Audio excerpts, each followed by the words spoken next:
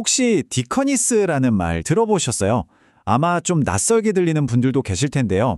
이게 사실은 여성들에게 완전히 새로운 기회의 문을 열어준 아주 조용했지만 정말 강력했던 하나의 혁명에 대한 이야기입니다.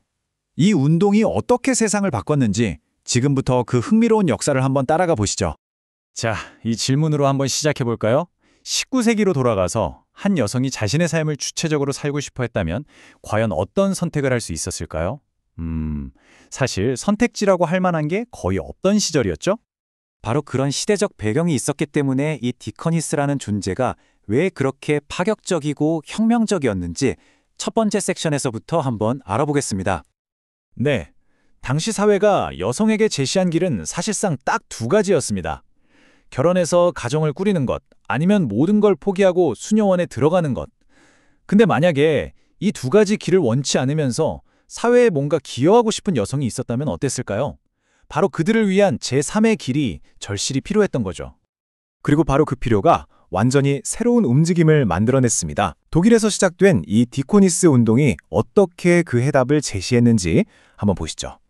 이 모든 것의 시작은 바로 여기 1836년 독일의 한 훈련소였습니다. 플리츠너 목사의 아이디어는 그야말로 시대를 앞서간 거였어요. 여성들에게 그냥 착하게 봉사하세요가 아니라 간호와 교육 분야에서 진짜 전문가가 될 수 있도록 체계적인 교육 시스템을 만든 겁니다. 여성이 전문가로 인정받는 길을 열어준 셈이죠.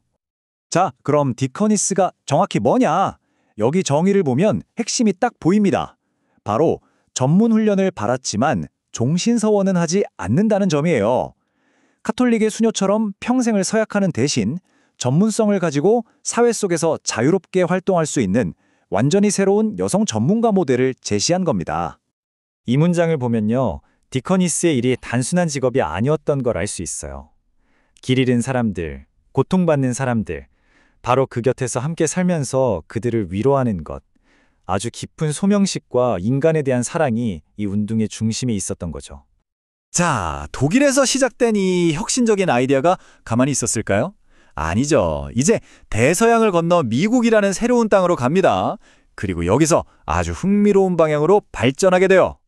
미국에서 디커니스 운동은 세계로 뻗어나가는 선교 활동과 만나면서 그 잠재력이 그야말로 폭발합니다. 전문적으로 훈련받은 여성들을 전 세계로 파견하는 뭐랄까 글로벌 여성인재 파이프라인 같은 역할을 하게 된 거죠. 와, 이 숫자 정말 놀랍지 않으세요? 35%. 이게 무슨 뜻이냐면요. 1896년부터 1926년까지 미국 감리교에서 파견한 여성 해외 선교사 3명 중 1명 이상이 바로 이 디커니스였다는 겁니다. 이 운동이 선교 현장에서 얼마나 막대한 영향력을 가졌는지 이 숫자 하나가 다 보여주네요. 이 차트를 보면 한눈에 딱 들어오죠. 디커니스는 단순히 선교 활동의 일부가 아니라 그야말로 핵심 동력이었던 거예요. 이들은 그냥 보조 인력이 아니라 제대로 훈련받은 전문가로서 현장을 이끌었던 겁니다. 이런 흐름의 중심에는 스케리스 성경 훈련 학교 같은 체계적인 교육기관들이 있었습니다. 이런 곳들은 단순히 지식만 가르치는 곳이 아니라 여성들이 미래의 리더로 성장할 수 있도록 기회와 네트워크를 제공하는 아주 중요한 허브 역할을 톡톡히 해냈죠. 자, 이제 이 거대한 엽사의 물줄기가 어떻게 바로 이곳 한국 땅까지 흘러들어왔는지 그 구체적인 연결고리를 한번 찾아보겠습니다. 이건 그냥 그랬을 것이다 하는 추측이 아닙니다. 이 자료들을 보면 명확한 증거가 남아 있어요. 디커니스 운동의 정신과 훈련 방식이 한국에 파견된 미국 선교사들에게 직접적인 영향을 미쳤다는 사실이 기록으로 생생하게 남아 있는 거죠. 바로 이분들이 그 역사를 만든 주인공들입니다. 조세핀 캠벨, 메리 화이트, 룰루 놀스, 그리고 하운송. 이 이름들은 그냥 기록 속 인물이 아니라 디커니스라는 새로운 시대의 흐름 속에서 자신의 소명을 찾아 한국 땅을 밟았던 선구자들이었습니다. 이 타임라인을 보면 이분들의 움직임이 얼마나 기민했는지 알 수 있어요. 불과 3, 4년이라는 짧은 시간 안에 전문 훈련을 받은 여성들이 연달아 한국에 도착했고 도착하자마자 곧바로 힘을 합쳐서 공부하고 연대하는 네트워크를 형성했습니다. 이분들의 활동이 당시 한국 사회에 어떤 영향을 미쳤을지 충분히 짐작이 가시죠? 자, 그럼 마지막으로 이 디커니스 운동이 오늘날 우리에게 남긴 유산은 과연 무엇인지 한번 정리해 보겠습니다. 이 조용한 혁명이 남긴 가장 중요한 발자취, 딱 세 가지로 요약할 수 있습니다. 첫째, 여성의 봉사를 전문직의 영역으로 끌어올렸다는 것.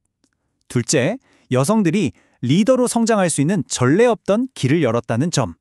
그리고 마지막으로 세계 선교의 지형 자체를 바꾸는데 아주 큰 역할을 했다는 겁니다. 과거에 선택지가 없던 여성들에게 전문 교육을 통해 새로운 길을 열어주었던 디커니스 운동의 정신. 이야기를 쭉 따라와 보니 이런 질문이 남네요. 그렇다면 오늘날 우리 사회에서 이들의 유산을 이어가고 있는 또 다른 조용한 혁명은 과연 어떤 모습으로 존재하고 있을까요? 한 번쯤 생각해 볼 만한 질문인 것 같습니다.